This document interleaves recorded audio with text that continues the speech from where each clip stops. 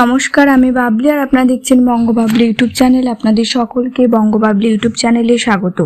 চলে এসেছি আজকে নতুন ভিডিও নিয়ে। আজকে ভিডিওতে কথা বলবো আইসিডিএস কেন্দ্রে যে খাবার দেওয়া হয় তা নিয়ে এবং সবজি নিয়ে কথা বলবো।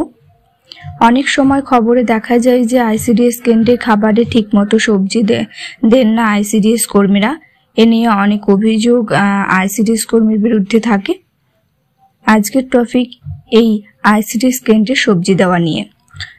ভিডিওটি শুরু করার আগে বলে রাখি, যারা ইউটিউব চ্যানেলে নতুন, যারা এখনো ইউটিউব চ্যানেলটি সাবস্ক্রাইব করেননি, তারা অবশ্যই চ্যানেলটি সাবস্ক্রাইব করুন। চলুন আজকের ভিডিও শুরু করি।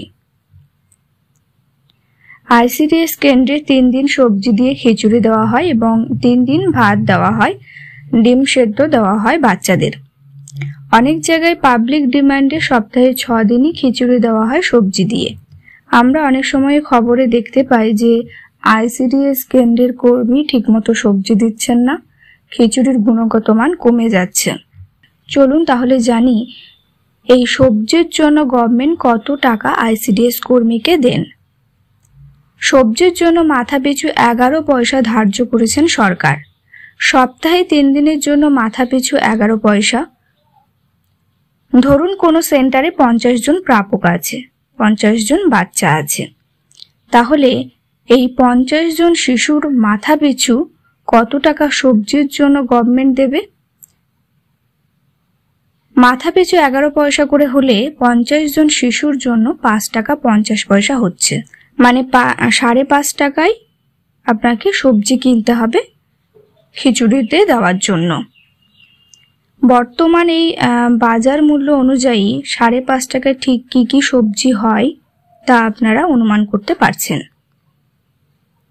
5.5 টাকা যদি 3 দিন সবজি দিয়ে খিচুড়ি দেওয়া যায়, তাহলে এটাই যদি 6 দিন সবজি দেওয়া হয়, তাহলে এই 3 দিনের টাকাটাই ভাগ হয়ে যাবে 6 দিনের মধ্যে। 3 দিনের জন্য যদি সবজি দিয়ে খিচুড়ি দেওয়া হয়, তাহলে প্রতিদিন 5.5 টাকা করে হচ্ছে।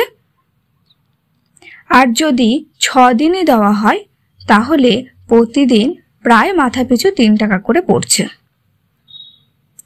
এই টাকায় কি সত্যি সবজি পাওয়া যায়? অনেক সময় সমস্ত অভিযোগই কর্মীর বিরুদ্ধে আসে।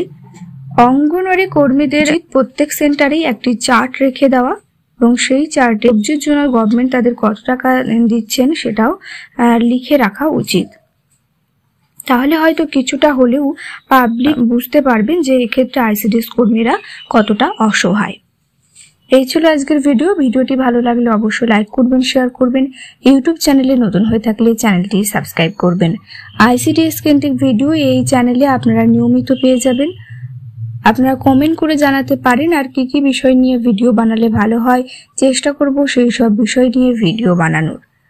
আজকের ভিডিও এখানে শেষ করলাম। সকলে ভালো থাকুন, সুস্থ থাকুন।